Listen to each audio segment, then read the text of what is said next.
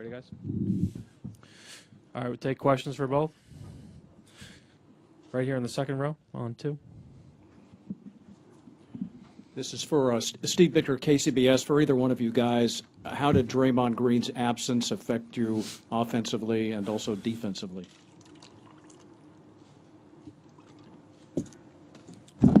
I think from a mental standpoint, it wasn't about anybody that was on the floor. We had a mindset that we wanted to come in here and just try to extend our period, and that was our main concern, and we was able to do that. Next row back. Oh, you have a follow-up? Just wanted to know if Kyrie had anything to say.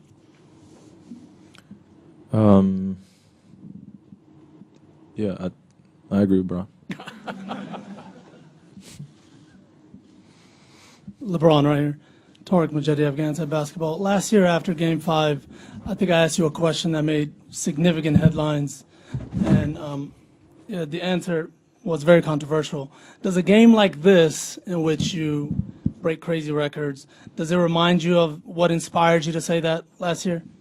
Our coaching staff gave us a great game plan, and as one of the leaders of the team, we just went out and executed. And you got a guy like this who's very special.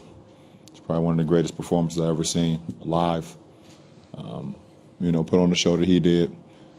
You just go out and just follow the keys and play winning basketball. We did that tonight. Eric on the right. Eric Pincus, Basketball Insiders. Gentlemen over on this side. The both of you carried the offensive load on scoring for your team. Is that something that you can sustain? Is that something that is welcome, or is that something that you need to go back a little bit to the drawing board and get it spread out a little bit more? I think our spacing was pretty good tonight in terms of where guys were positioning and our weak side action, which I've been talking about almost this whole series, waiting for it to happen, and it happened. And guys were in the spots, and it allowed myself and Bron to see a lot of driving lanes, but also if we saw guys coming over to help, we were ready to spray out to our teammates. Now, mind you, to repeat a performance like this would definitely be tough. But whatever it takes to win, I know myself and he over there, as well as echoing to my teammates, are willing to do. We'll be very well prepared for Game 6. But that's the only thing that's on our mind right now is we're not satisfied. We understand the magnitude of what Game 6 means for us at home. And we know that it'll be an incredible level that they're going to play at, and we have to play at an even better level. Your efficiency tonight, I mean, you were scoring consistently throughout the game at a very high clip. Is there something that is it a focus? What enabled you to perform like that and carry that through over the course of the entire game? Just sticking with our game plan and going off the trust of my teammates, and as well as getting a lot of opportunities in transition that we weren't necessarily taking advantage of in Game 4, whether for whatever reason. But I think as well as the way we spaced out our lineups, and when guys were coming in, relieving us and giving us a few minutes here and there, it gave us an incredible amount of energy that we needed to sustain the high level that we were playing at. So, Joe on the right side. Joe Varden, Cleveland.com. LeBron, you just mentioned that Kyrie's game tonight was one of the best performances you've ever seen, and maybe that'll affect how you answer this. But how does your game, the way you play tonight, compare with your Boston game from 2012, the 45 and 15? just watch that. I think the main thing is that we was able to give ourselves another chance. And, going into Boston, being down 3-2, we understood that, hey, listen, the season is over if we don't go out and try to take care of business. And being a big part of our success, I had to, come out and do some things that to help us win that ball game. And tonight was just another example of that. I understood the magnitude of this game. I knew how great of a team we were playing, but, I just had to come out and just, I know my teammates trusted me, I trust them, and that was the result of it. Chris in the back left. Chris Haynes, Cleveland.com. And both of you guys have, talked about all series about, trying to play the right way and make sure, other guys stay involved. But I want to know, curious, before this game, did you guys know going in that it would have to take what you guys did, 82 points combined, in order to get this win? Did you guys know you have to take it to another level? At this point, it's whatever it takes.